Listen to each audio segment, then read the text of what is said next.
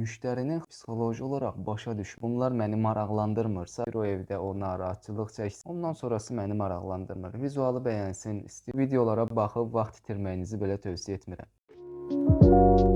Dostlar salam. Ümid edirəm ki, yaxşısınız. Mən Furkan Muradov, interyer dizayneriyəm. Artıq 4 ildən çoxdur ki, bu işlə məşğulam. Bu sahədə öyrəndiklərimi düşünürəm ki, bölüşməyin zamanı gəlib çatıb. Və vaxt uzatmadan başlayaq.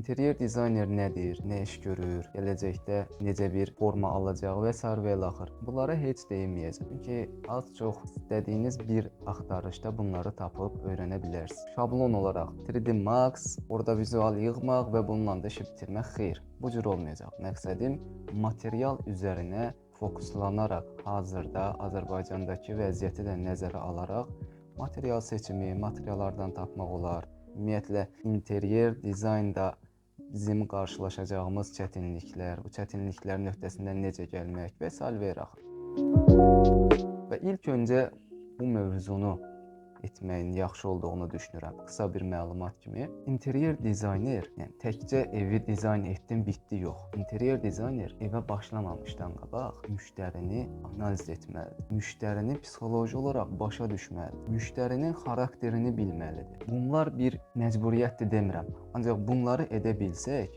1-0 interyer dizaynerliyinə ən azından qabaqda başlaya bilərik. Nə mənada? Belə ki, biz interyer dizayner olaraq hər hansı bir müştəri ilə danışığımız zamanı öz bildiklərimizin üzərinə fokuslanmaq yox da, müştəri nə istəyir? Bəlkə müştəri heç trendlərlə məşğul olmağı sevmir. Çox da ki, sizə deyir, məsələn, bir şey yığ, bəyənərik, kiçik dəyişikliklər eləyərik. Yox, siz müştərini anlamalısınız. Başa düşməlisiniz ki, müştəri nə istəyir? Yəni, müştərinin nəinki psixoloji, xarakteri və s. və ilaxır nəzərə almaq. Həm də müştərinin ölçülərini belə nəzərə almalıyıq yeri gəlsə. Niyə? Çünki boy hündürlüyü 1 metr 90 sm olan bir insanın evini dizayn etməklə boy hündürlüyü 1 metr 60 sm olan bir insanın evini dizayn etmək tamam fərqli şeylərdir.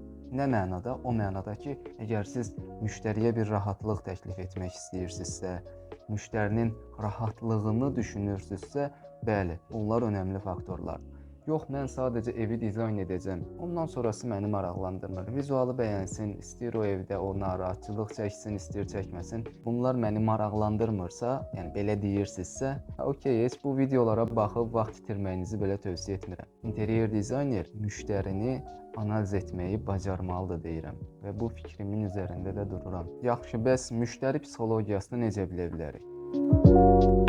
Yəni, mütləq gedib psixologiya öyrənməlisiniz demək deyil bu.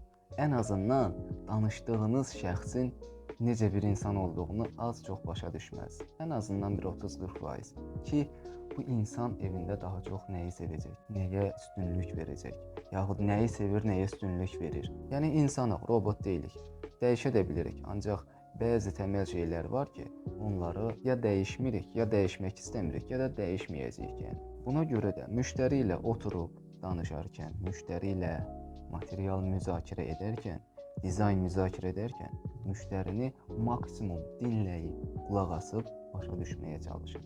Bir növ elə qulaq asın ki, elə bir sonuncu dəfə o insanı dinləyəcəksiniz və bir də ondan danışmayacaqsınız. Yəni, o cür diqqətlə dinləyin ki, başa düşün ki, həmin adam nə istəyir.